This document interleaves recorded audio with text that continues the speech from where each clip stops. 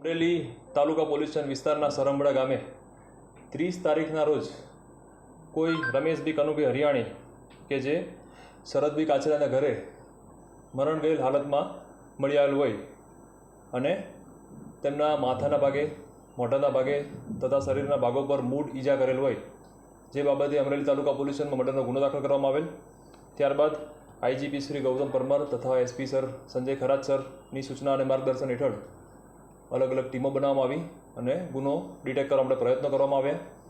અમરેલી તાલુકા PI Omdevsinh જાડેજાનાઓ દ્વારા પોતાના police સ્ટેશનની અલગ અલગ ટીમો બનાવી તપાસ કરતાં જણાઈ આવેલ કે રમેશભાઈ કનુભાઈ હરિયાણી કે જે મૃતક પામેલ છે તેમને ગુલાબભાઈ મગનભાઈ કાછડિયા તેમની સાથે મિત્રતા હોય અને બંને જણા છેલ્લા ઘણા સમયથી સાથે જરતા ફરતા હોય, રહેતા હોય.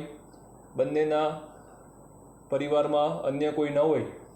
આથી એ દિવસે એના એક દિવસ પહેલાં 29 તારીખના રોજ બપોરે જમવાનું બનાવતા હોય અને ગુલાબભાઈ કાછડિયાનાઓ દ્વારા રમેશભાઈને પાણી ભરવાનું કહેતા એ બાબતે ઝઘડો થયો અને ત્યારબાદ ગુલાબભાઈનાઓ દ્વારા રમેશભાઈને જોડે રાખતા હોય, પોતે ખવડાવતા પીવડાવતા હોય, એમને કપડાં પણ પોતાના આપતા હોય.